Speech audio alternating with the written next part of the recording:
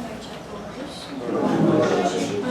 Vamos então levar o pensamento a Deus e agradecer por mais essa oportunidade de estarmos todos aqui reunidos, pedindo a proteção e o amparo para cada irmão que chegou até aqui. Cada um possa voltar com aquilo que veio buscar, cada um na medida do seu merecimento. Agradecendo sempre com a oração que Jesus nos ensinou. Pai nosso que estás no céu, santificado seja o vosso nome. Venha a nós o vosso reino. Seja feita a vossa vontade, assim na terra como no céu. O pão nosso de cada dia nos dai hoje e sempre. Perdoai, Senhor, as nossas dívidas, assim como nós perdoamos os nossos devedores. E não nos deixeis cair em tentações, mas livra-nos, Senhor, de todos os males, que assim seja. Ave Maria, cheia de graça, o Senhor é convosco. Bendita sois vós entre as mulheres, e bendito é o fruto do vosso ventre, Jesus. Santa Maria, Mãe de Jesus, rogai por nós, pecadores, agora e na hora de nosso desencarne, que assim seja.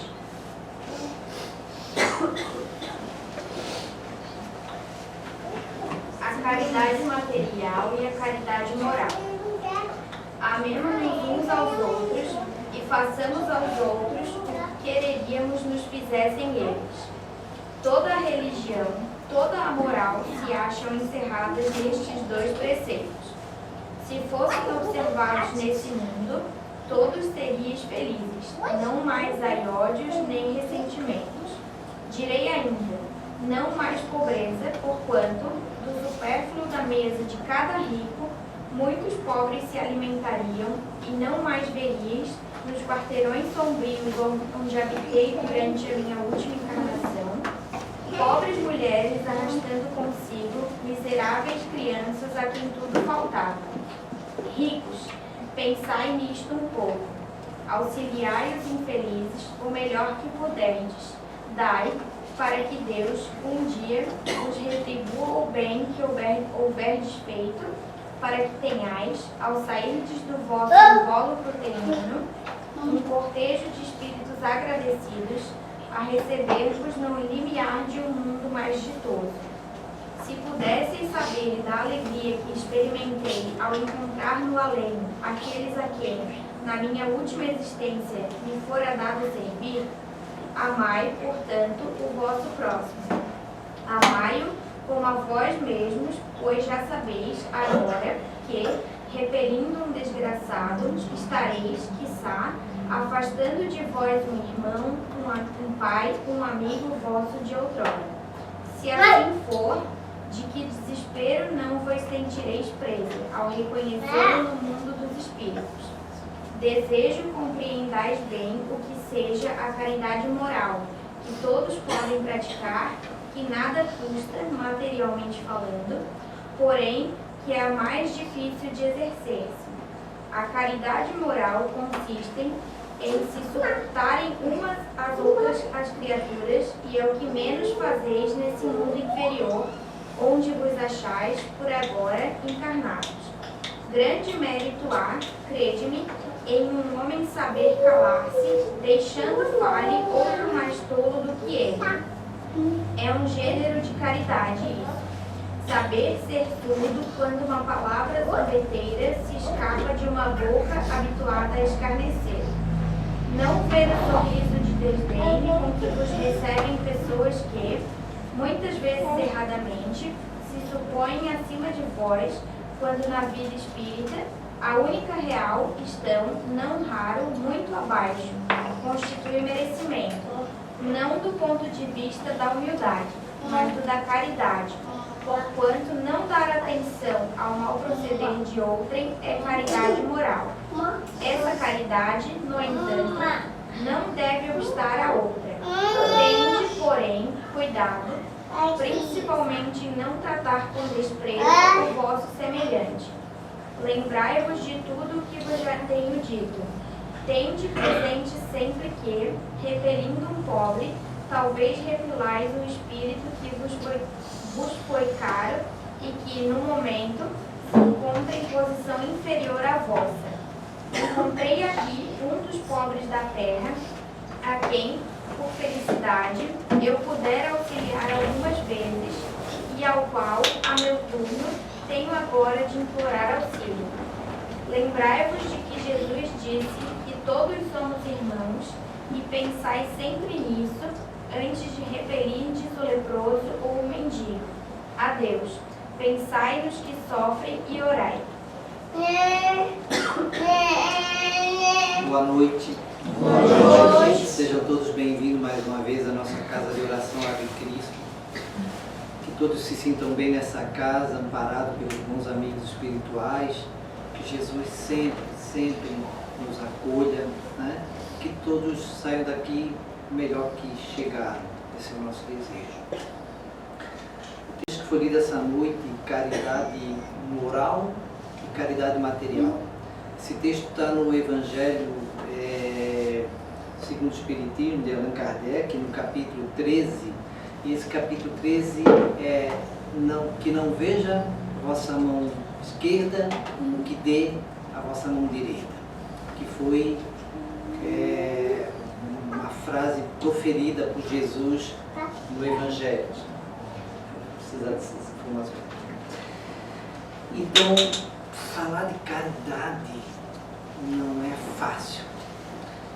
Nós vamos tentar aqui, usando inclusive alguns exemplos que eu acho interessante, porque uma das coisas que sempre me chamaram a atenção nos textos bíblicos foram as parábolas de Jesus. Quando Jesus usava exemplos que acabam ficando na mente da gente. Por exemplo, quando a gente pensa assim, um camelo passando no fundo de uma agulha. Quando a gente vê o semeador saiu a semear. São frases que é o bom samaritano, né? Descia um homem de Jerusalém. Então, essas parábolas de Jesus, elas fixam na mente da gente. E então a ideia essa noite ao falar de caridade é fazer um pouco isso, fazer sempre comparações com acontecimentos. Caridade material e caridade moral. O que é caridade material? Sempre que a gente doa alguma coisa material para alguém.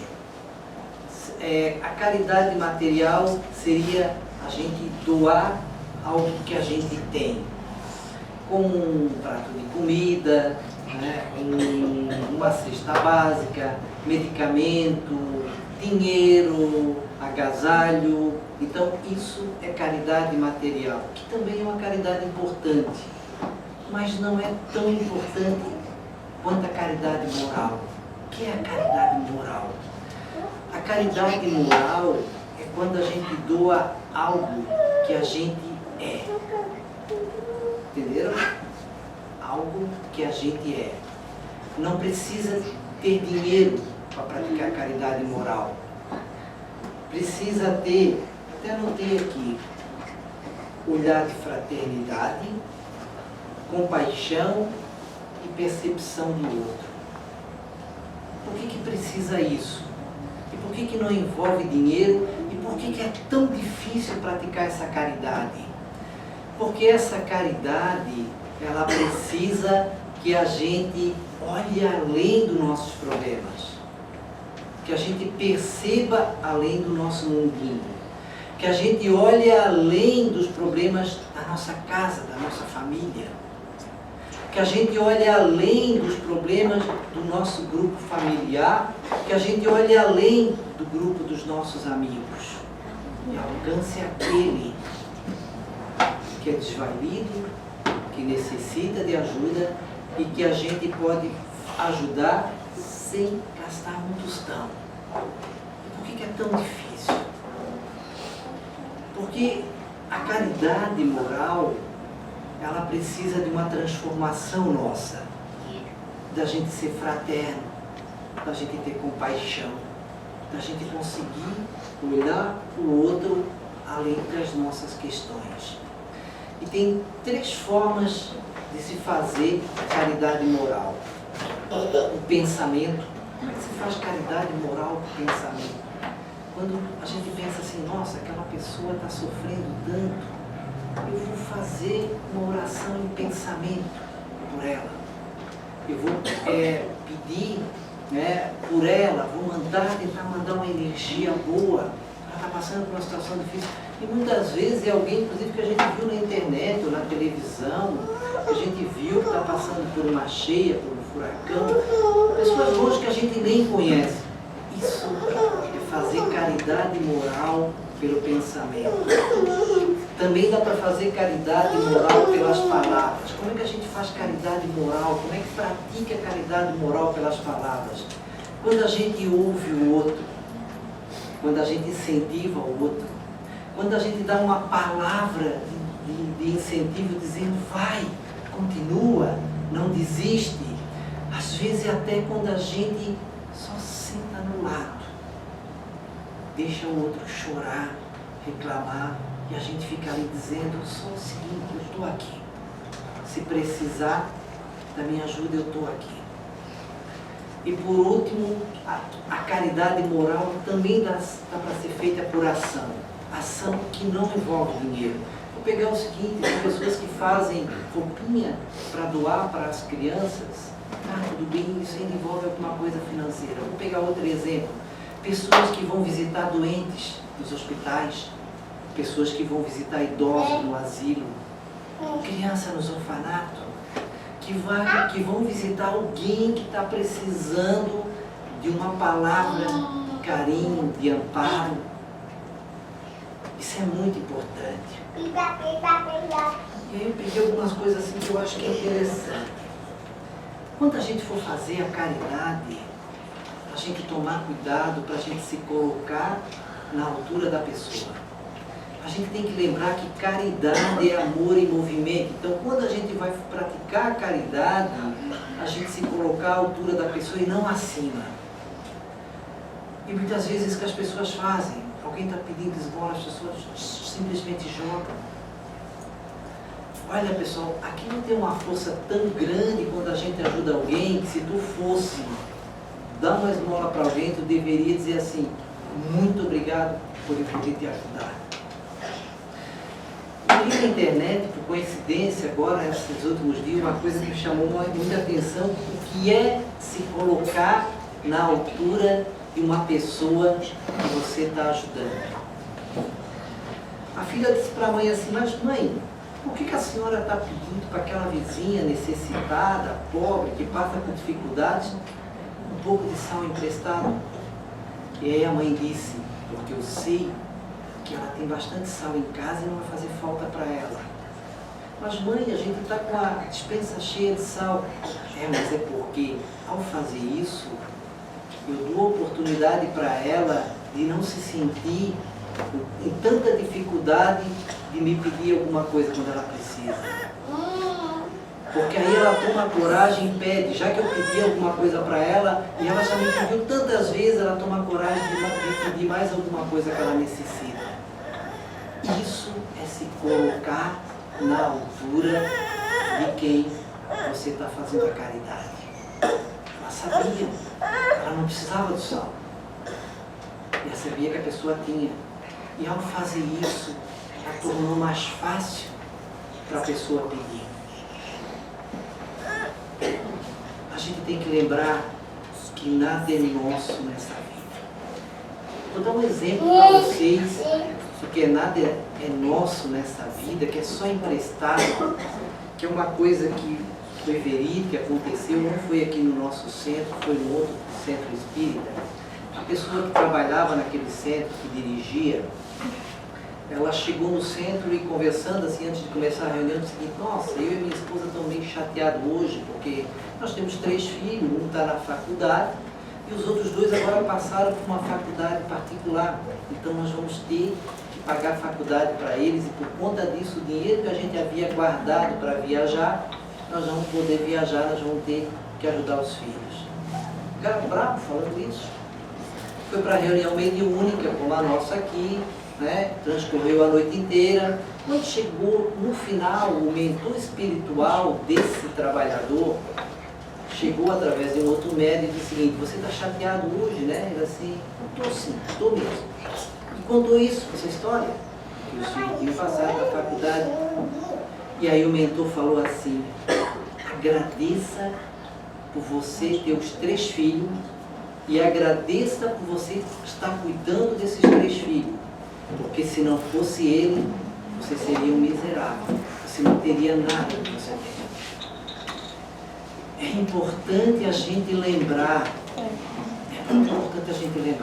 que muito do que a gente tem é porque aquelas pessoas que foram colocadas no nosso caminho para a gente ajudar e a gente cuidar, são responsabilidade nossa. No momento que essas pessoas saírem ou a gente sair do caminho dela, a gente não sabe ali na frente se a gente não vai ficar na miséria e vai ser uma pessoa tão atrapalhada, em tanta dificuldade, como moradores, mendigos e indigentes, pessoas por aí afora. Nós só vamos levar o que doamos. Eu gosto de lembrar que assim, ó, nós chegamos nessa terra com uma passagem comprada de volta. Já temos uma passagem de volta. A gente não sabe o dia. Nós ganhamos de graça. Mas todos aqui vamos voltar para a nossa verdadeira pátria, que é espiritual. E a passagem já está reservada para nós. A gente não sabe quando vai ser. Então vamos aproveitar para fazer boas obras enquanto a gente está aqui. Eu queria encerrar bem rapidinho, se vocês me dão 3 minutos, eu consigo contar essa história. É muito essa história no livro Luz no Lar, de Humberto de Campos, psicografado por Chico Xavier, que a história é assim. O nome da pessoa era Barçabás. Ele era muito rico, muito rico, e muito avarento, e a vida inteira ele só fez coisas erradas. Tu pensa, uma pessoa fazendo coisa errada, passando por cima de todo mundo. E Barçabás desencarnou, morreu, desencarnou como nós espíritas falamos. Chegou do outro lado, ficou preso aqui, por conta do materialismo, ele foi para dentro da casa dele. Quando chegou dentro da casa dele, a casa já havia sido vendida, porque a mulher estava louca para se livrar dele, porque ele batia nela, oprimia nela, logo a primeira coisa que levou foi da casa, só falava mal dele. Ele foi atrás dos filhos, os filhos estavam brigando, disputando os bens dele. E por conta disso só falavam mal dele. Foi um mau pai, não ajudava a gente, foi opressor, tirano. Ele foi atrás dos amigos, os amigos falavam mal dele, dizendo que não, isso aí não solvinho, isso aí não ajudava ninguém. E ele foi arrastado para lugares ruins, por amigos, por espíritos, né, menos esclarecidos. Ele chorou. O tempo passou até que um dia ele aprendeu a rezar. Ele fez uma oração. Quando ele fez a oração, ele foi para uma casa, foi recebido numa casa de oração. Quando chegou na casa de oração, ele continuou chorando, mas já estava mais animado, porque estava num lugar melhor. O mentor da casa veio conversar com ele e disse: Barçabás, por que você está chorando ainda? Ele assim: porque eu não fiz nada de bom na vida. E aí o mentor mostrou assim: você está vendo todas essas luzes que sobram da terra para o céu? Muitas e muitas luzes. São orações de pessoas agradecendo a ajuda de outros. E ele assim: mas eu não fiz nada de bom na vida, então provavelmente ninguém rezou por mim. Eu fui muito mal e me arrependo disso. E aí de repente tinha uma luzinha pequena, e ele assim: você fez uma coisa boa por alguém. E aí voltou 32 anos atrás, e aí ele assim: um menino, um dia você estava passando, o menino estava com fome, você deu um pão para esse menino. Assim: mas Yanoquim, o enjeitado, isso aí rezou por mim. Logo depois que você saiu de perto dele, ele fez uma oração sentida, agradecendo por você ter matado a fome dele. Essa oração hoje é que trouxe você até aqui. E aí ele foi atrás daquela luz, encontrou Yanoquim. 32 anos depois, já um homem de 40 anos, bem pobre, trabalhando numa carpintaria. E quando ele viu, assim, ficou tão feliz que ele se abraçou ao Yanoquim né, como espírito, e dali não saiu mais, porque foi o único lugar que ele encontrou felicidade, que ele conseguia fugir daquele lugar horrível que ele estava. Ele ficou ali, passou um ano, e Anoquim, com uma criança nos braços, loirinho, olhos azuis, era baixo, voltando para a Terra, numa nova chance, numa nova encarnação. Um pão que foi doado, livrou esse irmão. Claro, ele iria passar uma vida de dificuldade, porque ele tinha que resgatar aquilo que ele havia feito de errado naquela vida anterior. Mas agora ele estava aqui, ele não estava no lugar infernal, ele tinha a chance de consertar. Um pão fez uma diferença enorme numa pessoa. Jesus estava certo quando dizia que nós precisamos praticar caridade. A caridade faz uma diferença na nossa vida. E aí nós podemos voltar melhor no mundo espiritual. E no mundo espiritual, sermos recebidos pelos Espíritos com alegria, dizendo: que bom que você foi na Terra. Que bom que agora você voltou na Terra. E você fez a caridade. E há muita luz aqui para ajudar no seu caminho.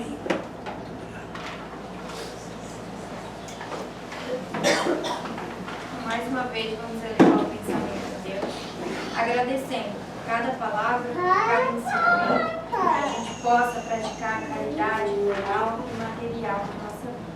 Agradecendo sempre com a oração que Jesus nos ensinou. Pai nosso que estás no céu, santificado seja o vosso nome. Venha a nós o vosso reino.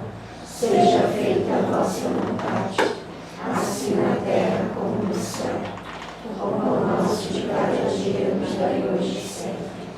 Perdoai, Senhor, as nossas dívidas, assim como nós perdoamos os nossos devedores. E não nos deixes cair em tentações, mas livra-nos, Senhor, de todos os males, que assim seja. Ave Maria, cheia de graça, o Senhor é convosco. Bendita sois vós entre as mulheres, e bendito é o fruto do vosso ventre, Jesus. Santa Maria, Mãe de Jesus, rogai por nós, pecadores,